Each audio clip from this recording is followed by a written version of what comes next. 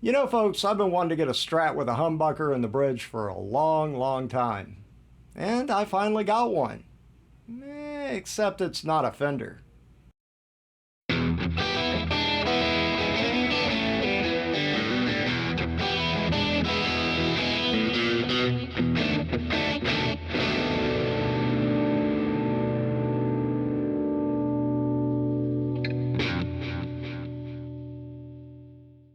Howdy folks, thank you for clicking on the video. Welcome to the channel. I am really happy you're here, and I'm really happy to be finally getting around to making this video. This is a guitar I bought it about a month ago. But before I get into anything further, I want to tell you why I bought this guitar. I've been wanting for a long time to get a Strat with a humbucker in the bridge position. I've got two Strats. One is my Mexican Strat. It's right here. Love this guitar. It's fantastic. I've done a little bit of work on it, but not really too much. And it's a really nice guitar. I love it to death. I also have my Strat Plus. It's in the other room. Lake Placid Blue. I've had that guitar for years and years, but both of them are the 3 single coil configuration. I've been wanting a Strat with a humbucker. And naturally, I've been looking at the Fender Player Series because, well, it's friendly to my wallet. Nothing against the American-made Strats, but the Mexican ones are so good that I'm not sure, I personally, this is just my opinion, I'm not sure you can justify the extra money, what it takes to buy the American. Now, okay, I know, quit throwing things at your screen. I get it. And I love the American-made Strats, but cost-wise, the Mexican Strats are fantastic. So I've been looking at them. However, I do have this channel, and I do have to consider, you know, is this something that I'm about to lay out a bunch of money for? Is this going to be something that you, the viewer, is going to be interested in seeing? And I don't know, there's nothing really too super exciting about a Mexican Fender that's going to make you click on the video. But then I realized there's a brand of guitar that I've been wanting to have on the channel for a long time, and they make a bunch of several models. Let's just leave it at several guitars that I really want to try out. And I realized I can get my H.S.S. Strat in this brand of guitar, and I can keep a little money in my wallet at the same time. But will I be as happy with it? I don't know. But I did. I bought it. What'd I get? Now, I bought I don't know if you can see it, if this will actually come out. It's a Sterling. That is the import brand of Ernie Ball Music Man. This is a Cutlass. It is a H.S.S. configuration. It's a Strat. Okay, I know. Okay. It's an S-type guitar. I don't want to start any lawsuits, or, you know, I don't want Fender suing anybody. It's an S-type guitar. And the headstock is different, so I think that means something. This guitar costs, well, a couple of $100 less than the Fender Player version. But is it as good? Well, I've played a bunch of the Fender Player Strats, and I've been playing this guitar for about a month now. So here's what I'm going to do.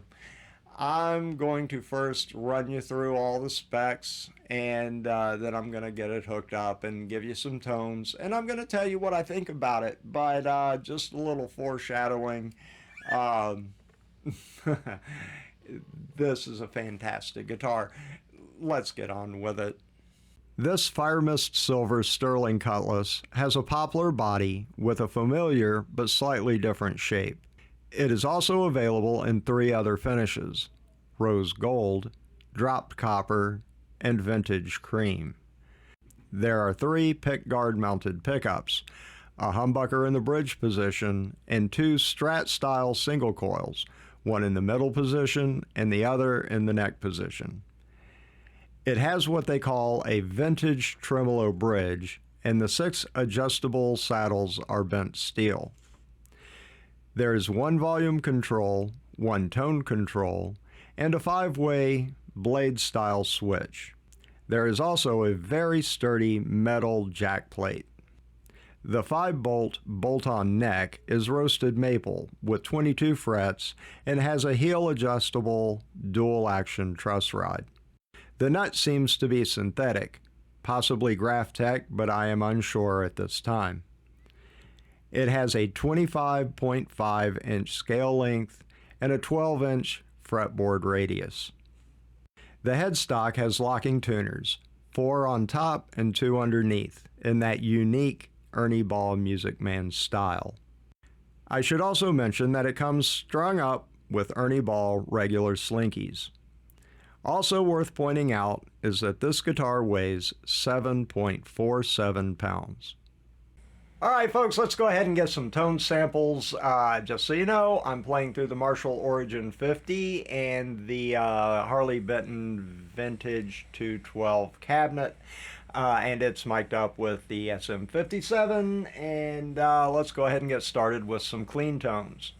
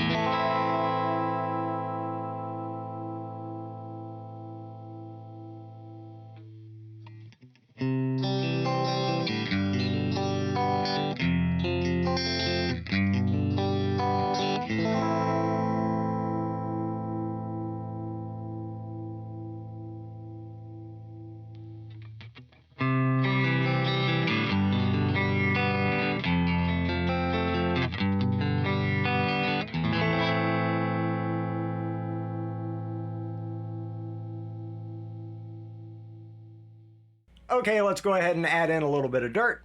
That's going to be courtesy of the LPD 68, one of my favorite pedals. So let's see how she sounds.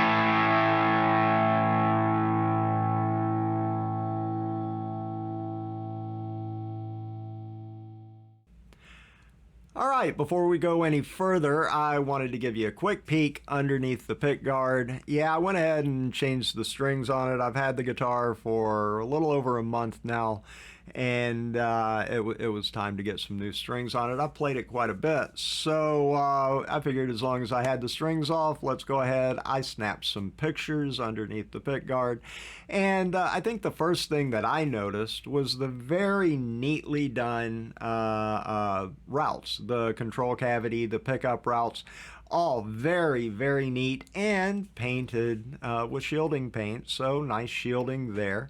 And I was pleasantly surprised. I've seen much messier routes from much more expensive guitars, so that's a plus on the side of Sterling. So as far as the pickups go, I don't really know anything about them. I couldn't really tell much from the numbers on the little stickers on the backs of them. What I can tell you is they are certainly not high output pickups, not by any stretch of the imagination. I went ahead and threw a meter on it, and I've got some pictures that'll come up here and show you. In the bridge position, it was, let's see, 7.16 on the meter. In the middle position, 5.39. And in the neck position, 5.16.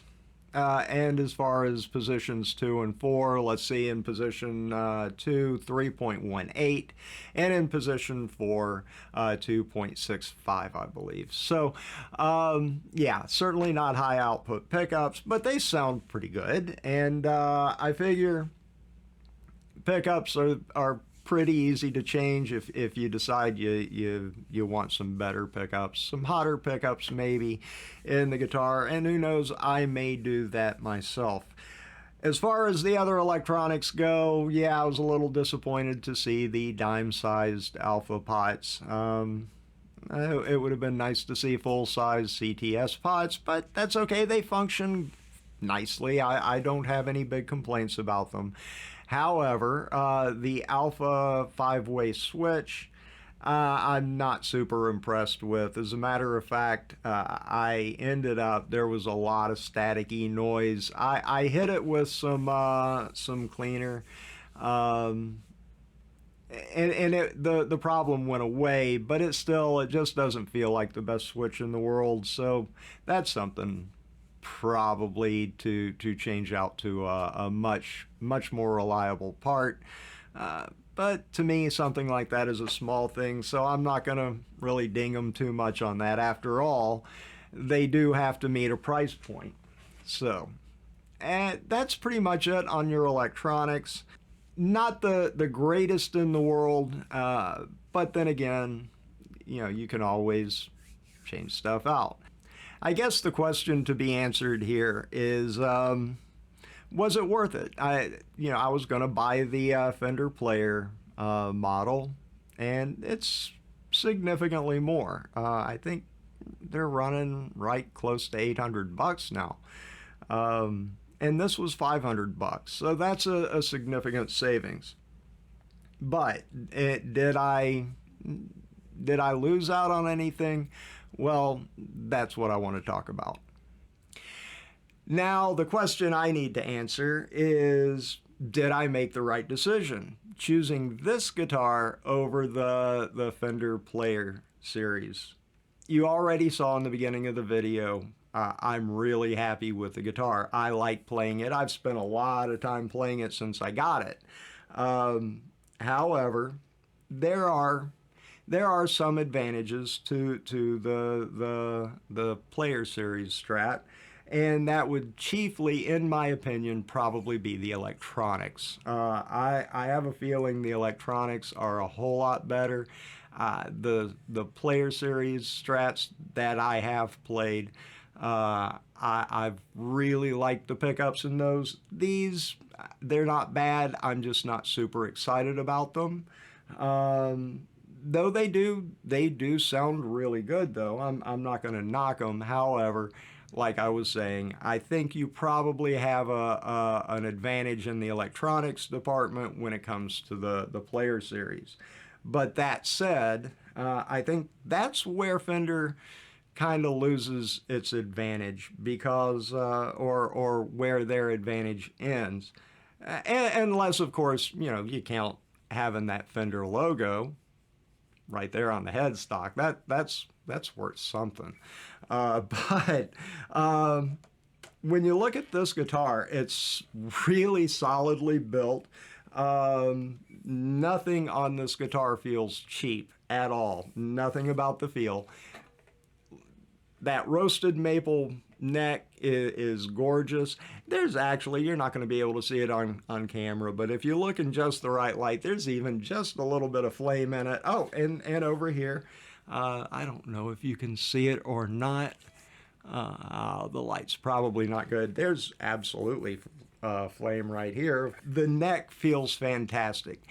Now, if you like really thin necks, you're probably not going to like this guitar. It is a chunky neck, but I love that. It's perfect. It's right in my zone. It's also notable the locking tuners are really solid, really good. Have not had a single issue with those whatsoever. I love the neck joint. The carve on the neck joint feels really nice. Now, I don't spend a whole lot of time up in this territory, although I've been trying to force myself to play up here in this neck of the woods a little more often. But I think if you are, there's no reason not to like the access that you have to everything. It just feels really good. If I were going to nitpick anything, I would point right here. There's this little lip on the back of the neck, and then the body is in a little bit. It wouldn't have taken too much just to go ahead and round this off where it just meets the body. It's not a huge deal. You don't feel it a whole lot when you're up here, but you do kind of feel it. Still, I think it's an improvement over the Fenders that I played. Now, I know they have some of the Fenders do have a little bit of a carve there, but this feels really good. I like the 5-bolt system here. It just, everything about this guitar feels good. I do want to point out, and if you've got a very keen eye, you may have noticed the wiggle stick. This is not the correct wiggle stick for this guitar. Full disclosure, I did save a few bucks on this one. It was hanging on the wall at Guitar Center. Did not have the proper wiggle stick for it. I ended up ordering one. It was 10 or 15 bucks, no big deal. But did want to point that out. Overall, I'm really happy I bought the guitar. Again, there are some trade-offs, but when you're talking about the electronics, for a more than $300 difference in price, you can certainly put some amazing pickups in this guitar. You can replace those dime-sized pots and that cheap alpha switch that's in here. It's not that big of a deal, and I think if you did that, even if you brought it right up to the price you paid for the player, I think you would end up with a better guitar than the player. Nothing against Fender. The Mexican Strats, the player's Strats, are fantastic guitars. I just think that this is a guitar that you really should consider maybe instead and save a few dollars. Now, again, it's an import. It's made in Indonesia. And what else can I say? It's a good guitar. So I'm going to leave it off right there. I think I've gone on long enough. Check one out if you get a chance. See if you agree with me. If you own one, let me know what you think of yours in the comments below. And by the way, I hope you'll remember to click subscribe if you're not already. Ring the bell for notifications. Certainly comment, share. Give me a thumbs up if you would. And with that, I'll just say, let's be good. Let's all just be good. Take care.